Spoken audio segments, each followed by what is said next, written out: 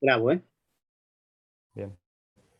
Bueno, no, nada más que engancho con lo que decía antes, simplemente lo repito, de que es una materia que les va a resultar muy útil en la carrera, porque como tenemos un enfoque más general lingüístico, en el caso del traductorado es fundamental, y en el caso de artes, bueno, todo lo que sea semiología, por supuesto, es muy importante, ¿no? No tenemos un enfoque tan semiótico como teníamos antes, probablemente, pero de todas maneras, sin duda, tiene mucho que ver con la carrera también en algunos aspectos, sobre todo al principio, con este tema que vamos a ver ahora, y después más adelante, bueno, vemos, por ahí no tiene tanta relación, pero en el fondo es, sí, una base bastante importante. Para todo el primer parcial es muy útil, que es Saussure y después Bakhtin y después Benveniste, enunciación, todo eso es fundamental en arte, por un lado, y por otro lado en traducción, ¿no? Así que, bueno, ojalá le resulte útil. Bueno, entonces el primer tema es Saussure, ¿no? Ferdinand de Saussure es el primer autor que vamos a ver. Una de las cosas, justamente al decir primer autor, me acuerdo un poco de esto, ¿no? Que siempre es importante, que la forma en que trabajamos, yo recién decía, bueno, la materia es difícil, bueno, una de las cosas que tiene de dificultad, que quizás por ahí no están acostumbrados, quizás, no sé, depende cómo hayan estudiado, que hayan estudiado antes, es la necesidad, digamos, de enfocar temas, objetos, desde el punto de vista de un autor determinado. Que después otro autor tiene una teoría totalmente distinta sobre más o menos el mismo tema. Y eso, bueno, es una dificultad, hay que estudiar muy bien a cada autor para poder compararlos y contraponerlos, porque esa es una tarea que probablemente vamos a hacer desde ya en clase y por supuesto quizás en un parcial, en los finales o lo que fuera. Es decir, comparar autores. Y los autores que vamos a ver, estos que le acabo de nombrar, por ejemplo, Saussure, Bakhtin y Benveniste, tienen opiniones distintas, sobre todo en función del signo, del lenguaje, de la comunicación, ¿no? Es decir, tienen teorías distintas. Ninguna es mejor que otra, porque no hay manera de determinar cuál es mejor o cuál tiene razón. No hay, en este caso, razón en las ciencias sociales o en las humanidades. No hay manera de determinar que una teoría tenga razón o no, porque no se puede experimentar y no se puede contabilizar o cuantificar todo, o casi nada en realidad. Entonces, las teorías son sistemas cerrados que tienen que ser coherentes entre sí, pero siempre tienen algún punto débil que otro autor va a tomar para contradecirlas. Después cada uno elige la que le gusta, ¿no? Por supuesto. Después cuando uno quiere desarrollar su propio trabajo de investigación o de escritura o de ensayo, lo que sea, en relación con lo que tiene que trabajar, con su carrera, bueno, ahí por supuesto puede elegir a un autor determinado que le guste más que otro, cuando se contraponen, ¿sí? O que le resulta más fácil estudiar, o que lo apasiona más, o que ideológicamente le cae mejor. Eso es, por supuesto, una elección que uno puede hacer, pero para eso antes tienen que conocerlos muy bien. Y algo que tiene relación con esta cuestión de las teorías contrapuestas, es la utilización de un lenguaje técnico, un lenguaje específico, no solo de la materia en sí, sino de cada autor. Porque, bueno, es una materia, como decía recién, que no se utiliza fórmulas matemáticas, por ejemplo, cosas así, donde los elementos son definidos como puede ser en lógica o en las ciencias exactas en general, ¿no? Un elemento se define y punto, es igual para todos, ¿no? Resistencia de materiales, bueno, es igual a esto, por aquello, ¿no? Y se puede poner una letra griega, ¿no? Se puede decir resistencia de materiales o poner una letra griega, ¿no? Que creo que es, si mal no recuerdo, de sigma. Y es siempre igual. No, lamentablemente, o no, en la materia se utilizan muchas veces palabras comunes del idioma, pero que para cada autor pueden significar cosas completamente distintas. Con lo cual no sirve ir a un diccionario común o proyectar lo que uno cree que es, digamos. Por ejemplo, lenguaje, signo, comunicación, lo que decía recién, exactamente, ¿no? Lengua, no sé, cualquier cosa de las que vamos a ver, ¿no? En el fondo es como construir un vocabulario especializado con palabras que son relativamente comunes, ¿no? Como comunicación, por ejemplo, es una palabra muy, muy común, pero que puede tener 400 definiciones. Acá vamos a ver definiciones específicas ligadas a un autor determinado. Para fulano significa tal cosa, para mengano significa otra. Esas dos definiciones pueden tener puntos en común o pueden ser completamente opuestas, ¿no? Y eso, repito, no es que sea una mejor u otra peor. Después uno podrá elegir cuál le parece mejor para sus intereses. Pero por ahora, en una materia como esta, que es introductoria, tenemos que ver con claridad cada una de las teorías, cada uno de los vocabularios específicos que nos van a llevar a entender bien la teoría. Una teoría, otra teoría y otra, y después poder compararlo, ¿sí? Después la parte práctica es completamente distinta, pero no me adelanto. Quiero centrarme en esta primera parte, ¿no? Estos primeros tres autores, ¿no? Los tema 1, tema 2 y tema 3. Que quizás llegue al primer parcial o no. Por ahí llegamos con 2 autores nada más, no importa. Será Saussure y después Bakhtin, y listo, y si no después le agregamos Benveniste.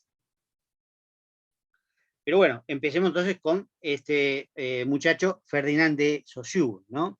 Que era un lingüista suizo, que vivió, digamos, en segunda parte del siglo XIX, murió en 1913 o 14, digamos, fue contemporáneo de Freud. Esto es muy importante porque, si bien no hay una relación entre ellos, fue muy importante porque lo que Freud hizo en la psicología, que fue, bueno, obviamente dividirla en dos para siempre, ¿no? Al crear el psicoanálisis, cambió absolutamente todo, no solo en la psicología, por supuesto, sino en las ciencias humanas en general.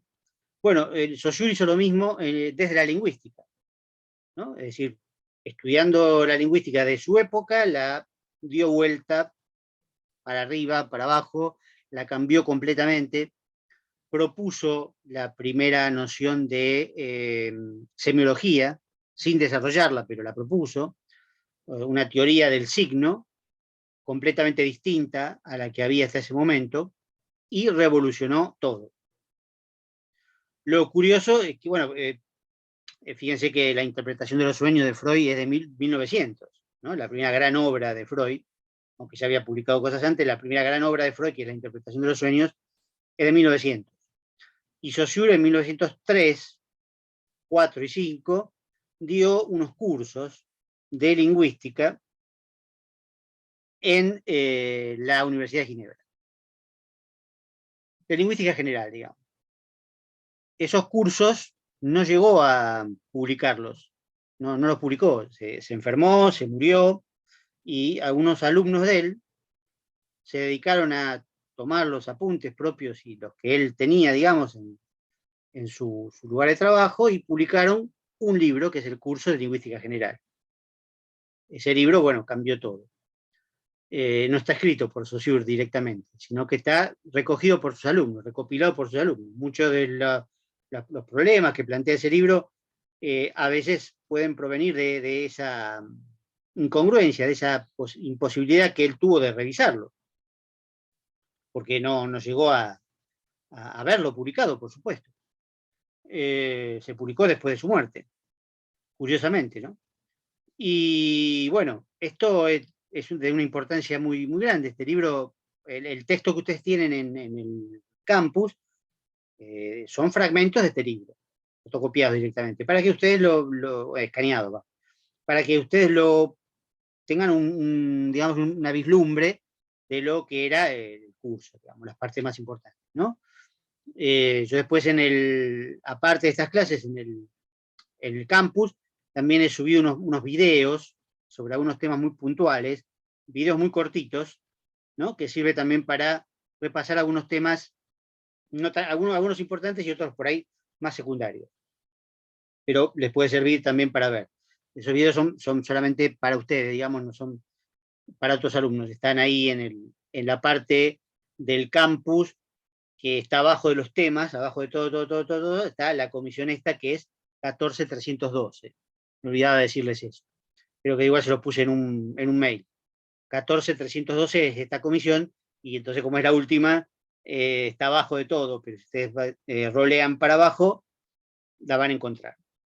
Ahí van a encontrar todo el material propio, nuestro, digamos, ¿no? Que no pueden ver lo demás.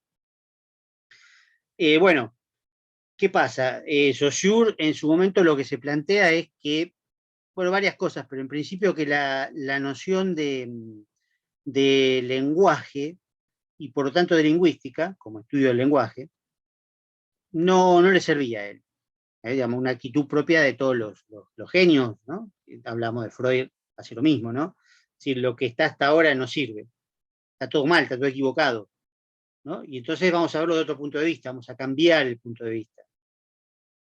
Hasta ese momento, como dice él, el lenguaje era una nomenclatura, un conjunto de nombres de las cosas, ¿no? Las palabras eran los nombres de las cosas.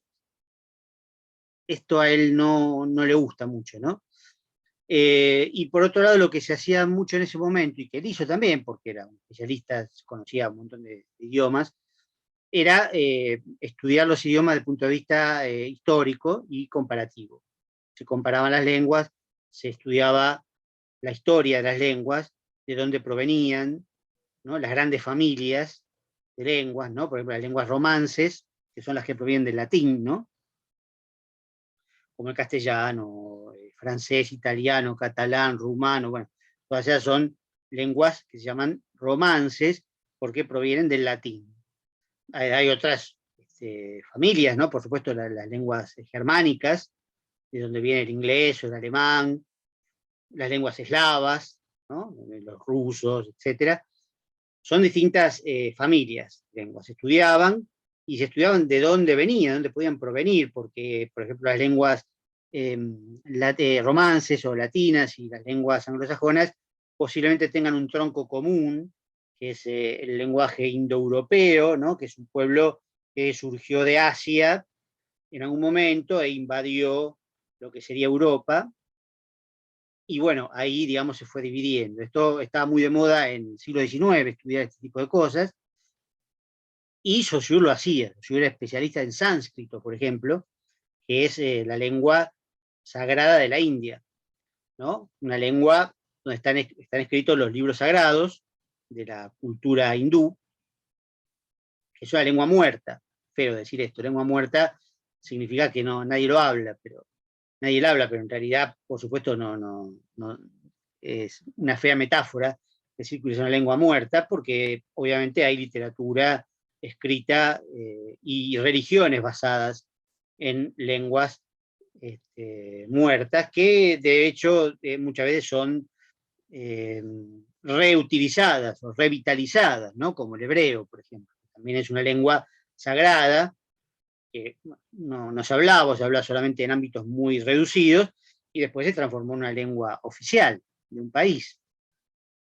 Eso pasa, ¿no? Y mucha gente estudia latín, estudia griego clásico, que son lenguas que nadie habla, ¿sí? Pero son importantes porque son la base de todas las culturas, ¿no? Bueno, él se especializaba en sánscrito y en otras lenguas también, hizo descubrimientos importantes, etc. Pero le parecía que esta lengua, este modo de estudiar la lengua estaba bien, por supuesto, pero faltaba teoría, faltaba una base teórica de qué es el lenguaje, ¿no? ¿Qué es realmente el lenguaje? Y por otro lado, la lingüística como ciencia, ciencia del lenguaje, ciencia que estudia el lenguaje desde el punto de vista científico, con el rigor de una ciencia humana, social, etcétera, con sus propios métodos. Sí, pero ¿qué tiene que estudiar la lingüística? ¿No? ¿Qué tiene que estudiar la lingüística? Eso era lo que él se preguntaba y que no veía, ¿no? Una respuesta que a él le convenciera.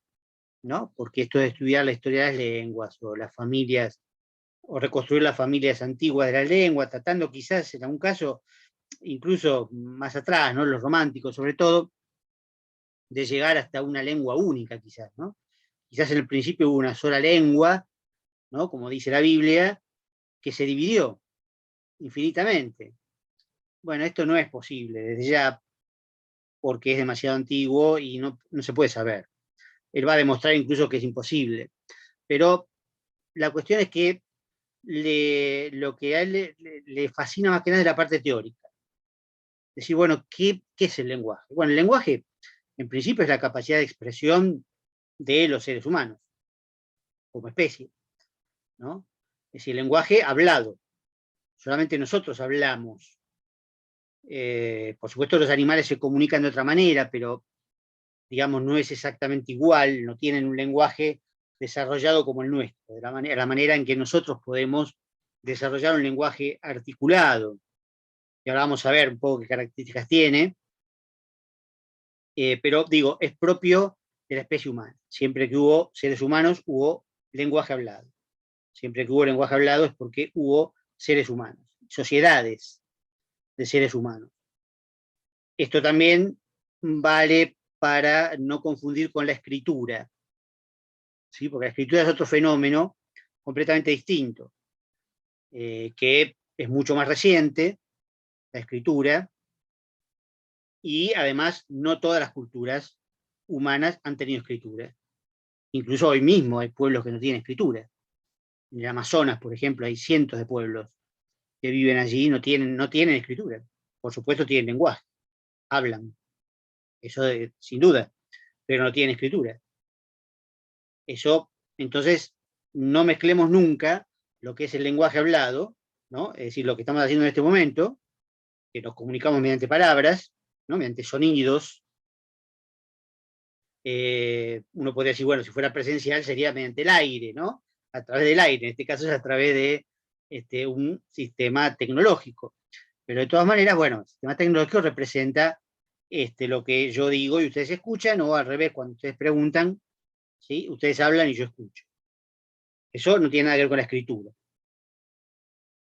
Que por supuesto la escritura también es un fenómeno importante, semiótico, semiológico, pero que ya lo vamos a ver como ejemplos en algún caso, pero no tiene nada que ver en principio con el lenguaje hablado que estudia Saussure.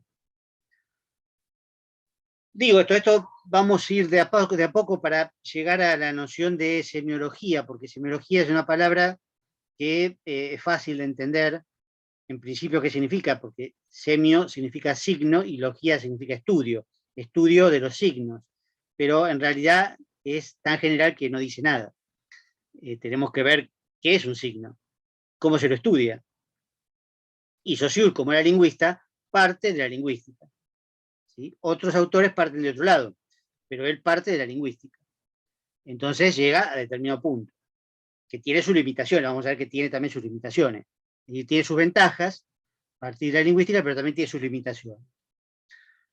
Y en este caso lo que él va a plantear es que este lenguaje, esta capacidad de expresión que tenemos para comunicarnos los seres humanos, es un fenómeno demasiado heterogéneo, demasiado complejo, ¿no? Él lo llama heteróclito, una palabra rarísima, heteróclito, que solo se usa para Saussure, pero es lo mismo que heterogéneo, complejo, multiforme, etc. Tiene el lenguaje aspectos que recién un poco los sugerí, digamos. El aspecto del sonido, ¿no? La palabra que se oye, pero también tiene un aspecto psicológico, mental, porque uno necesita hablar, querer hablar o querer escuchar, implica voluntad, implica atención, pero también hay algo que está, evidentemente el lenguaje parte de la mente, de alguna manera, ¿no? Vamos a ver cómo, pero también él tiene aspectos fisiológicos, porque para poder hablar uno tiene que utilizar el sistema de fonación que está diseñado, de alguna manera, la palabra diseñado es metafórica, ¿no?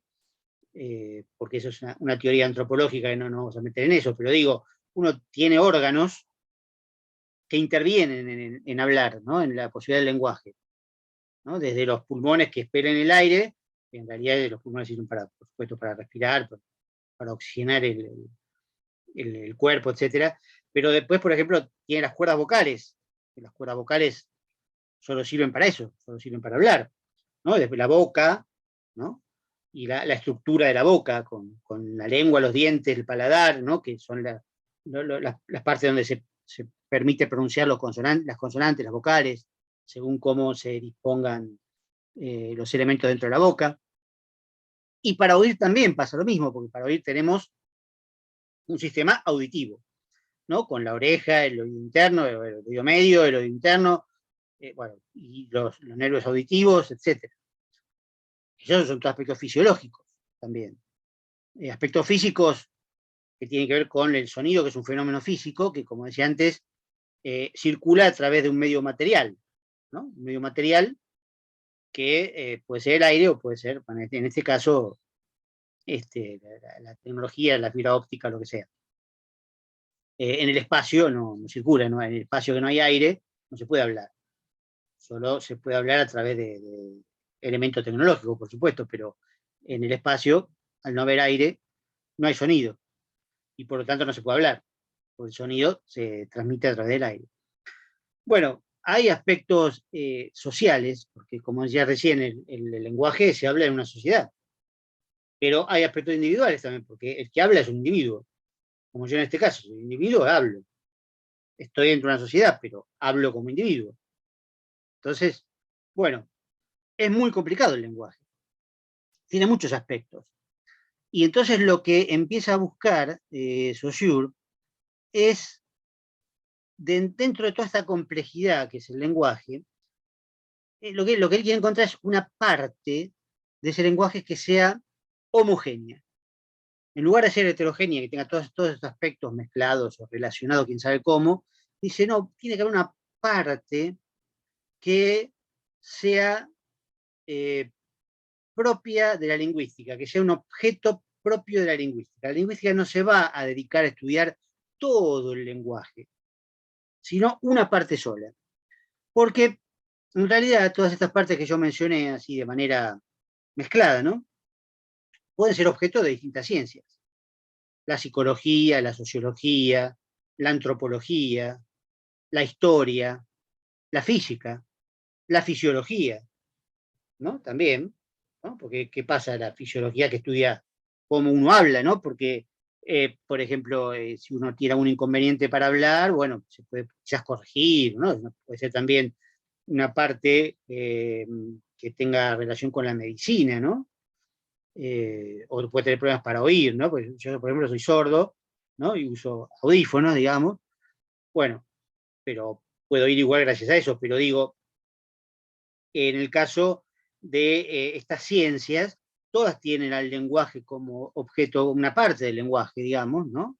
Pues a la psicología le interesa la mente, a la antropología le interesa la cultura, a la sociología la sociedad. Bueno, digamos, son como todas ciencias que pueden interactuar, pero no es fácil que interactúen de manera, como se dice, interdisciplinaria o transdisciplinaria, etc. Lo que le interesa justamente a Saussure es negar toda esta interdisciplinariedad y decir, no, la lingüística tiene que tener su propio objeto único y excluyente, es decir, excluyente, exclusivo, digamos, o sea que ninguna otra ciencia se meta, solo la lingüística.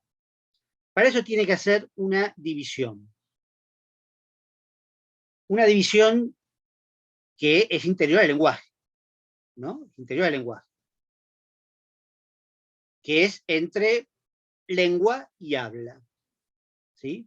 Lo podría dibujar quizás en la pantalla, no sé si me va a salir. Tenía un dibujito hecho, pero no, no lo abrí. No, compartir pantalla. Pizarra, eso. A ver, ¿llegan a ver la parte blanca? Porque a veces tarda un poquito. Todavía no. Bueno, mientras voy escribiendo. Sí, se ve, ahí se ve. Ahí inició. Ahora se ve, ¿no? Sí.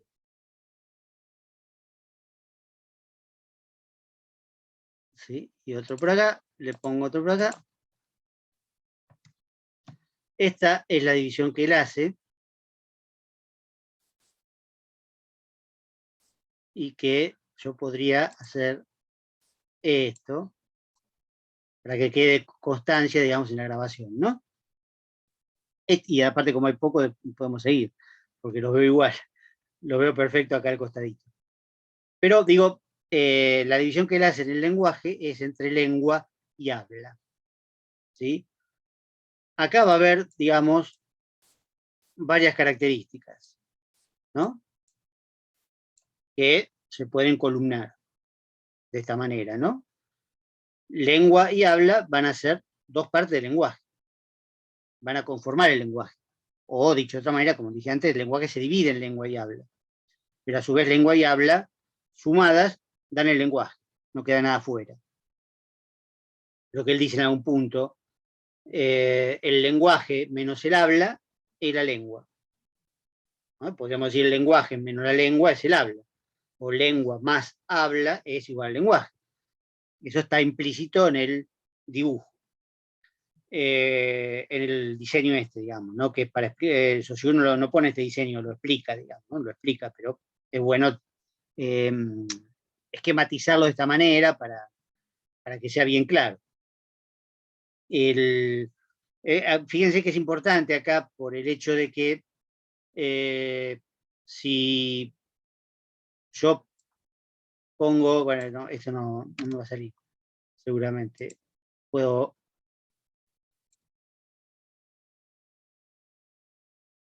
Sí, no va a ser, pero está dibujado. Lo que digo es, yo les decía antes, la especificidad del lenguaje, ¿no? Que en el lenguaje común, quizás lenguaje y lengua pueden ser sinónimos, ¿no? Y incluso más, en otros autores que vamos a ver más adelante, no es tan importante la distinción entre lenguaje y lengua, ¿no? No lo toman directamente esa distinción.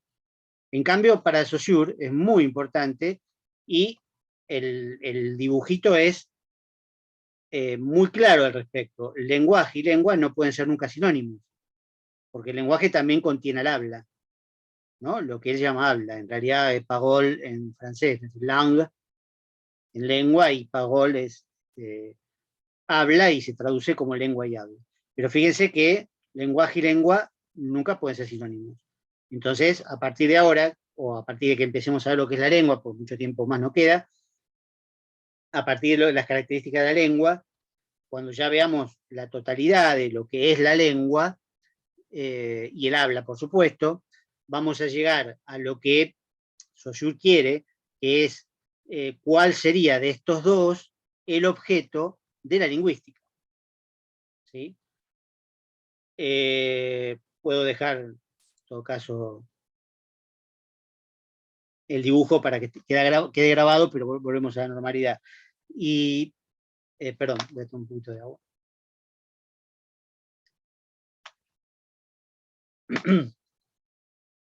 Fíjense entonces que cuando lleguemos a ver las dos columnas, que hoy no podemos terminar, pero cuando definamos bien qué es la lengua y qué es el habla, vamos a llegar a lo que Saussure pretendía, que era definir el objeto de la lingüística. ¿Cuál va a ser? ¿La lengua o el habla?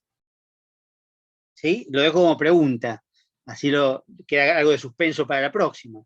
Pero podemos empezar a ver, pero recalco que la importancia de distinguir entonces entre lengua y lenguaje. La lengua es una parte del lenguaje, que todavía no empezamos a definir, tiene un montón de características importantes. Pero el lenguaje, que es esta capacidad de expresión propia del ser humano, tiene demasiadas cosas para abarcar.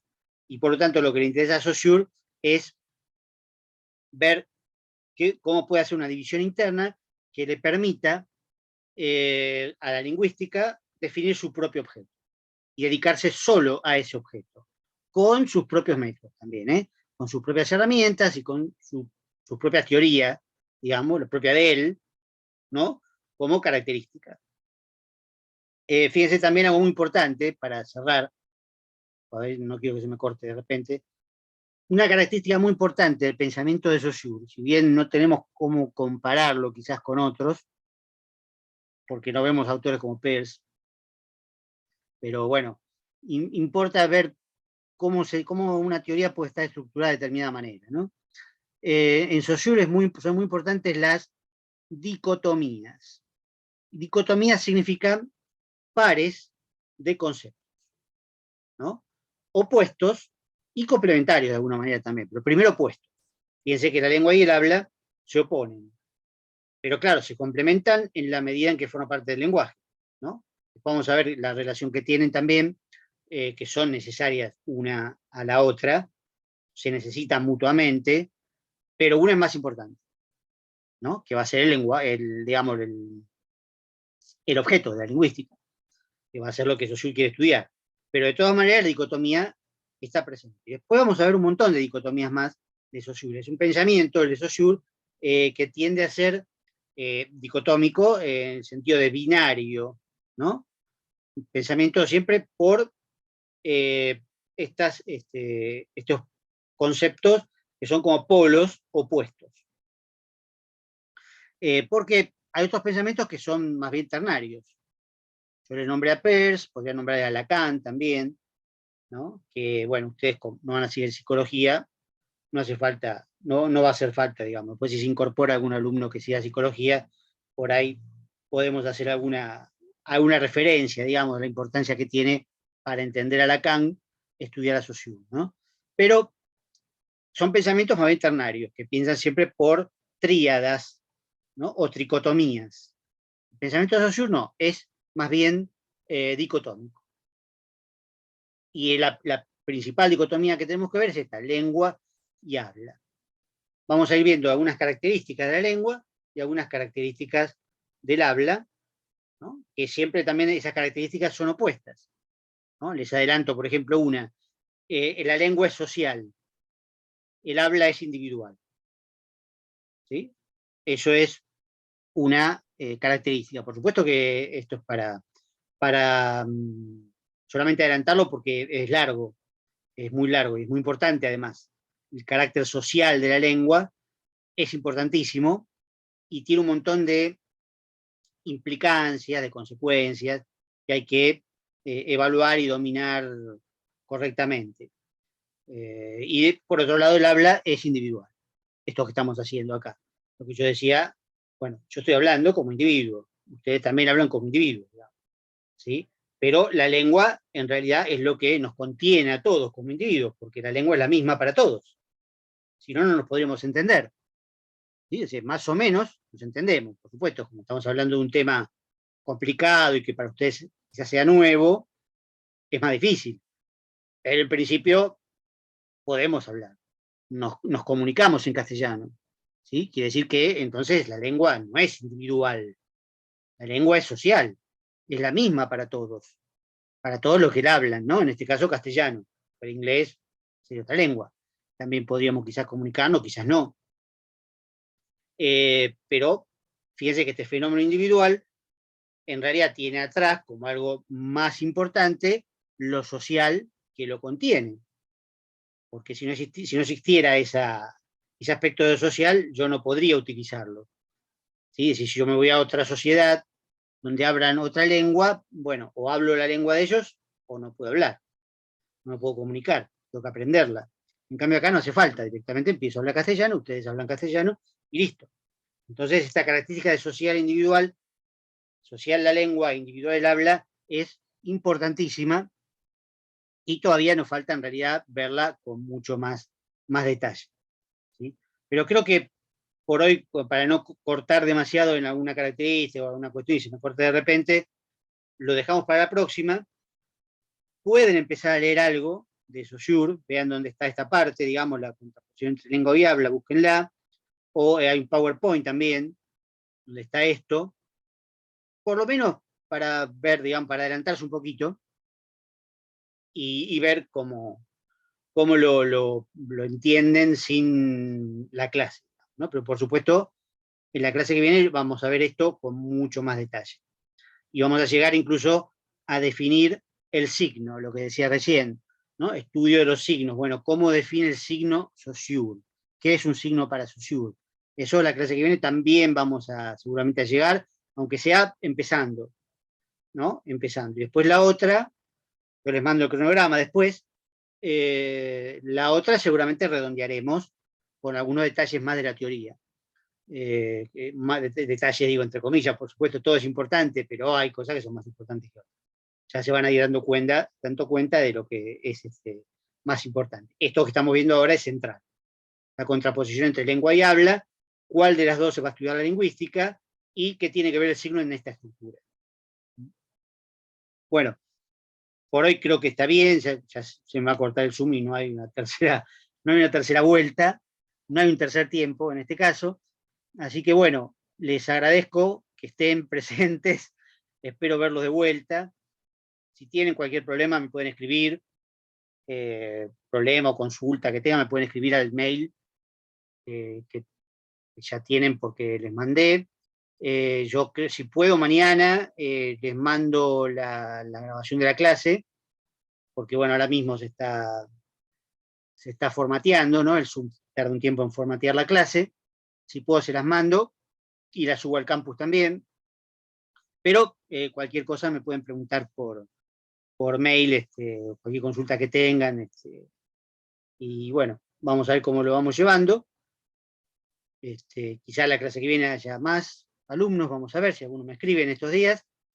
Yo por ahora les voy a mandar mail a todos, incluso a los que me dijeron que no piensan estar, porque, digamos, tengo que mandárselo igual, ¿no? Si no es oficial, digamos, si no quieren recibirlo, que bloqueen mi dirección, digamos, pero hasta que no sea oficial, digamos, no puedo no comunicarme con todos los alumnos, ¿no?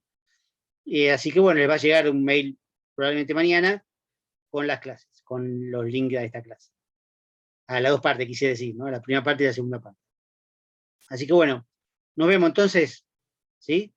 Espero que el próximo martes nos vemos, no este viernes. Así que bueno, espero que tengan un buen fin de semana, que la pasen bien, y si tienen otras materias que les vaya bien en lo presencial, ¿sí? En la normalidad. Gracias, profe. Bueno, Genial, muchas gracias. Gracias, profe. Chao. no, al contrario, gracias a ustedes. Nos vemos entonces. Un Hasta luego. gusto. Hasta luego.